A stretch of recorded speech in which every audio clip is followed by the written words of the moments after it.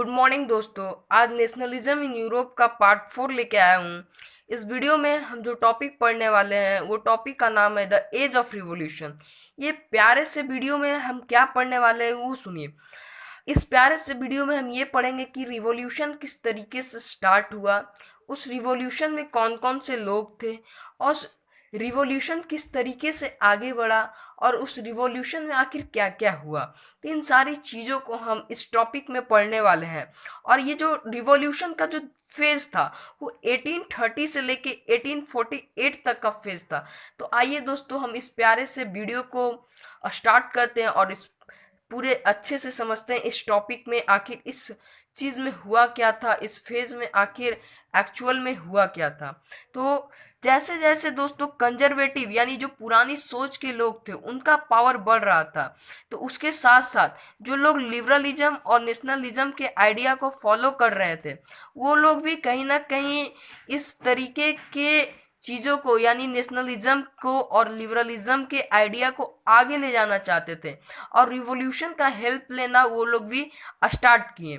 तो इसके बाद है दोस्तों कि आखिर इस रिवॉल्यूशन में सपोर्ट कौन कौन कर रहा था, इस रिवॉल्यूशन को स्टार्ट कौन कौन किया था। तो इस रिवॉल्यूशन को दोस्तों लीड किया गया था लिबरल नेशनलिस्ट के द्वारा, एजुकेटेड मिडिल क्लास के द्वारा, प्रोफेसर्स के द्वारा, जो लोग स्कूल में टीचर्स होते थे उसके द्वारा, क्लर्क्स के द्वारा, और जो कमर्शियल मिडिल क्लास के मेंबर्स होते थे उनके द्वारा ये रिवॉल्यूशन को लीड किया जा रहा था। तो सबसे पहले जो टॉपिक है दोस्तों वो है स्टार्टिंग रिवॉल्यूशन। कहने का मतलब ये रिवॉल्यूशन स्टार्ट कैसे हुआ, कब हुआ। तो सबसे पहले 1830 में 1830 में दोस्तों ये जुलाई 1830 में ये रिवॉल्यूशन स्टार्ट हुआ था और ये रिवॉल्यूशन सबसे पहले फ्रांस में स्टार्ट हुआ। एक्चुअली में इसमें हुआ क्या, इसमें जो बॉनबॉन एम्पायर था, जो बॉनबॉन किंग था जिसको ट्रीटी ऑफ वीना में वापस से पावर दे दिया गया था, उसको भी ओवरथ्रोन कर दिया गया, उसको भी फिर से हटा दिया गया। और ये जो रिवॉल्यूशन था जुलाई रिवॉल्यूशन, ये कहीं ना कहीं स्पार्क करके ब्रुसेल में भी पहुंच गया। और इस ब्रुसेल में इसका इम्पैक्ट ये पड़ा दोस्तों कि जो ट्रीटी ऑफ बीना में ही बेल्जियम को यूनाइटेड नेशन के साथ यानी नीदरलैंड के साथ जोड़ा गया था, उसको अलग कर दिया गया इस ब्रुसेल के रिवॉल्यूशन में। इसके बाद बहुत ही इंपॉर्टेंट टॉपिक एक है दोस्तों, ग्रीक वार ऑफ इंडिपेंडेंस। आखिर इस ग्रीक वार ऑफ इंडिपेंडेंस में हुआ क्या था, ये 3 नंबर या 4 नंबर में आपका आ सकता है दोस्तों। तो ध्यान रखिए, इस टॉपिक को अच्छे से समझना है हमें। तो देखिए, Greek War of Independence is an event which brought common nationalist feeling among the educated elite। ये एक ऐसा इवेंट था दोस्तों जो कि ग्रीस के एजुकेटेड एलाइट जो पीपल थे उनके बीच में नेशनलिस्ट, कॉमन नेशनलिस्ट फीलिंग को लाया, ब्रिंग किया। यानी कि सारे लोगों के बीच में नेशनलिस्ट फीलिंग को लाने का काम किया Greek war of independence. Actually में ये ग्रीक को यूनिफाई करने का एक स्टेप था। जो रिवॉल्यूशन स्टार्ट हुआ था उसके जरिए ग्रीक को यूनिफाई किया गया। तो उसी चीज़ को यहाँ पढ़ना है। तो ग्रीक ने सबसे पहले अपना स्ट्रगल 1821 में स्टार्ट कर दिया था इंडिपेंडेंस के लिए। ग्रीक को बहुत स्ट्रगल करना पड़ा था, लेकिन उसने 1821 में अपने इंडिपेंडेंस के लिए इस स्ट्रगल को स्टार्ट कर दिया गया था। अब ग्रीक को किसके किसके द्वारा सपोर्ट मिल रहा था, तो ग्रीक पीपल को, जो पीपल एग्जाइल यानी देश से निकाल दिए गए थे और जेल में डाल दिए गए थे, और जो बेस्ट यूरोपियन पीपल थे उनके द्वारा ग्रीक के लोगों को सपोर्ट मिल रहा था। उसके बाद दोस्तों ग्रीक को पोएट्स के द्वारा और आर्टिशियन के द्वारा बहुत अच्छा सपोर्ट मिल रहा था मुस्लिम एम्पायर के खिलाफ। हाँ, पोएट और आर्टिशियन जो ग्रीक के यूनिफिकेशन में बहुत इंपॉर्टेंट रोल अदा कर रहे थे दोस्तों। उसी में एक बहुत ही फेमस पोएट थे लॉर्ड ब्रायन। उन्होंने क्या किया दोस्तों, बहुत सारे फंड्स को, यानी कि कोई भी बार होता है तो उसमें पैसा की ज़रूरत होती है, तो फंड्स को ऑर्गेनाइज कर रहे थे दोस्तों। और उसके बाद जब वो बार में गए, उसके बाद उनको बार भेजा गया और उनके बाद उस बार में उनकी डेथ हो गई थी दोस्तों। लेकिन फाइनली जो है 1832 में 1832 में दोस्तों ट्रीटी ऑफ कॉन्स्टेंटिनोपल एक संधि साइन हुआ, रिकॉग्नाइज्ड हुआ, और जिसमें ग्रीस को इंडिपेंडेंट नेशन घोषित किया गया। ये एक नंबर में पूछ सकता है दोस्तों कि ट्रीटी ऑफ कॉन्स्टेंटिनोपल कब हुआ, तो 1832 में हुआ, जिसमें ग्रीक को इंडिपेंडेंट नेशन घोषित किया गया था। ये बहुत ही एक नंबर का इम्पोर्टेंट क्वेश्चन है, और ये 3 नंबर का भी बहुत ही इम्पोर्टेंट क्वेश्चन है दोस्तों। आइए हम आगे बढ़ते हैं कि इसके बाद का टॉपिक क्या है। तो इसके बाद का जो टॉपिक है दोस्तों, the romantic imagination and national feeling. आपको थोड़ा सा अचंभा हो रहा होगा कि इस वार के बीच में ये रोमांटिक चीज़ें कहाँ से आ गई, रोमांटिक इमेजिनेशन कहाँ से आ गया, ये न्यू कंसेप्ट कहाँ से आ गया। तो दोस्तों ये जो न्यू कंसेप्ट है इसको हम पढ़ते हैं, इसके बाद बहुत सारे और वॉर के बारे में पढ़ना है हमें, लेकिन उससे पहले द रोमांटिक इमेजिनेशन और नेशनल फीलिंग के बारे में हम समझते हैं। तो रोमांटिक इमेजिनेशन में हुआ क्या था दोस्तों, वो सुनिए। पहले होता ये था कि दोस्तों कि अब सिर्फ लड़ाई झगड़े से और टेरिटोरियल एक्सपेंशन से नेशनलिज्म को डेवलप नहीं किया जा सकता था। नेशनलिज्म की फीलिंग को आगे बढ़ाने के लिए सिर्फ वार और टेरिटोरियल एक्सपेंशन की ज़रूरत नहीं थी, और भी बहुत सारी चीज़ें थी दोस्तों जिससे उसको एक्सपैंड किया जा सकता था नेशनलिज्म की फीलिंग को। तो उसमें दोस्तों सबसे इम्पोर्टेंट था कल्चर। कल्चर जो था नेशनलिज्म की फीलिंग को शेप करने में, उसके आइडिया को शेप करने में बहुत इम्पोर्टेंट रोल अदा करता था। इसमें आर्ट के द्वारा, पोएट्री के द्वारा, स्टोरी के द्वारा, म्यूजिक के द्वारा, ये सब चीज़ों के द्वारा नेशनलिस्ट फीलिंग को शेप करने में दोस्तों बहुत ज़्यादा हेल्प मिलता था। अब लोगों के बीच में अगर किसी चीज़ को रिप्रेजेंट करना अपनी कंट्री के लिए यूनिफाइड होकर, तो एक आर्ट बहुत ही अच्छा होता था।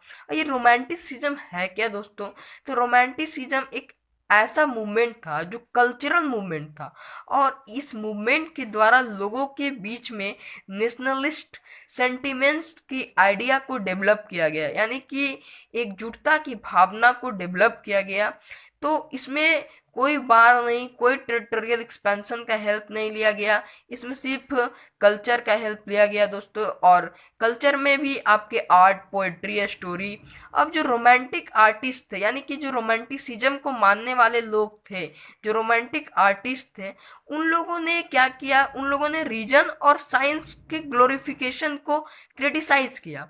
रीजन और साइंस के ग्लोरिफिकेशन को क्रिटिसाइज करने का मतलब दोस्तों कि उस टाइम साइंस भी बहुत डेवलप कर रहा था, और साइंस के द्वारा बहुत सारी मशीनरी चीज़ें, इंडस्ट्रियलाइजेशन के फेज में भी उसमें काफ़ी बढ़ोतरी थी। तो उन सारी चीज़ों को ये क्रिटिसाइज किए, और उनके इंसीड में उन्होंने इमोशन पे फोकस किया और मिस्टिकल फीलिंग पे फोकस किया कि अगर लोगों में नेशनलिज्म की भावना लानी है तो हम इमोशन के थ्रू बहुत ही अच्छे तरीक़ों से ला सकते हैं।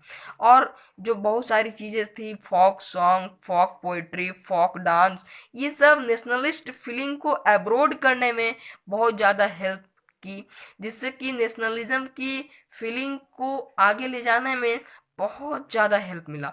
ये जो काम था फोक डांस, फोक सॉन्ग, ये एक जर्मन फिलोसफर थे जॉन गॉटर फ्राइड हर्डर, इनके द्वारा किया गया था दोस्तों। और नेशनलिस्ट फीलिंग दोस्तों आप म्यूज़िक के द्वारा भी लाया गया, लैंग्वेज भी बहुत ज़्यादा इंपॉर्टेंट रोल लगा। अगर आपको रोमांटिक इमेजिनेशन या रोमांटिसिज्म से कोई क्वेश्चन पूछता, तो ये सारे पॉइंट को आप ज़रूर मेंशन करें, जिससे आपको फुल मार्क्स मिलेंगे।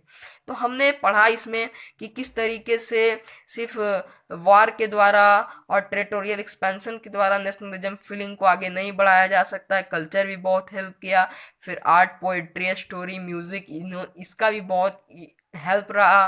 फिर रोमांटिसिज्म का मतलब समझा कि नेशनलिस्ट सेंटिमेंट के आइडिया को डेवलप करने को ही रोमांटिसिज्म कहते हैं। उसके बाद रोमांटिक आर्टिस्ट ने रीजन और साइंस के ग्लोरिफिकेशन को क्रिटिसाइज किया और इमोशन और मिस्टिकल फीलिंग पर ध्यान दिया।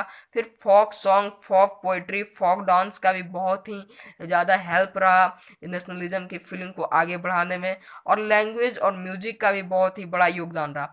अब दोस्तों हम पढ़ते हैं दो इम्पॉर्टेंट एग्जाम्पल। कौन से एग्जाम्पल दोस्तों, एक एग्जाम्पल है जो बताएगा हमें कि कल्चर किस तरीके से हेल्प किया नेशनलिज्म की भावना को फैलाने में। तो पोलैंड में क्या हुआ दोस्तों, Poland were kept separated by great power. Poland को रसिया, प्रसिया और ऑस्ट्रेलिया जो ग्रेट पावर्स कहलाते थे उस टाइम, उससे अलग कर दिया गया पोलैंड को 18th सेंचुरी में। तो नेशनलिस्ट फीलिंग जो था दोस्तों वो अलाइव रखा गया म्यूजिक के द्वारा ही। तो म्यूजिक के द्वारा जो अलाइव रखा गया उसमें करोल कुंस्पुंस्की नाम के एक व्यक्ति थे जो कि इस नेशनल स्ट्रगल को सेलिब्रेट कर रहे थे ओपेरा और म्यूजिक के थ्रू।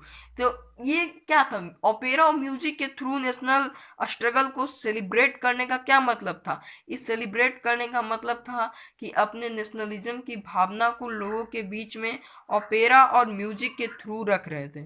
उसके बाद दोस्तों रशियन डोमिनेंस के बारे में पढ़ना है, एक एग्जांपल जो कि बताता है लैंग्वेज किस तरीके से हेल्प किया, कि आखिर लैंग्वेज किस तरीके से नेशनलिज्म की भावना को आगे बढ़ाने में हेल्प किया। तो रसिया क्या था दोस्तों, रसिया ने क्या किया कि पोलैंड पे अपना ऑक्यूपेशन, अपना हक जमा लिया और जितने भी पॉलिश लैंग्वेज थे उन सबको बाहर, यानी उन सबको हटा दिया गया और कहा गया कि सिर्फ रशियन लैंग्वेज ही यहाँ इम्पोज होंगे और सारी चीज़ इसी में बातें होगी। लेकिन जो क्लर्गी के बहुत सारे मेंबर थे उन्होंने इस लैंग्वेज को, अपने लैंग्वेज को, पोलैंड लैंग्वेज को यूज किया, एज अ विपन यूज किया, नेशनलिस्ट रेसिस्टेंस के लिए एज अ विपन यूज किया लैंग्वेज को। और उसके बाद चर्च के गैदरिंग में हो या फिर रिलीजियस इंस्ट्रक्टर्स में हो, ये सब सारी चीज़ें में यूज किया गया, जो कि एक आइडिया दे रहा था कि लैंग्वेज के थ्रू हम नेशनलिज्म की भावना को ला सकते हैं। उसके बाद बहुत सारे को जेल भी भेजा गया, लेकिन बहुत तरीके से लोगों के बीच में नेशनलिज्म की भावना आई। तो दोस्तों ये था romantic imagination and national feeling पूरा। आप चाहें तो इसका स्क्रीन शॉट ले सकते हैं। तो ये जो हमारा टॉपिक था दोस्तों, the age of revolution 1830 to 1848, इसका ये पार्ट 1 है और इसकी पार्ट 2 मैं नेक्स्ट वीडियो में मैं बताऊंगा। तो पढ़ते रहिए, अपना ध्यान रखिए और हो सके तो अगर आपको ये वीडियो अच्छा लगा तो आप लाइक कीजिए, मेरे चैनल को सब्सक्राइब कीजिए और अब इस वीडियो को अपने दोस्तों के साथ शेयर कीजिए। थैंक यू दोस्तों एंड लव यू ऑल।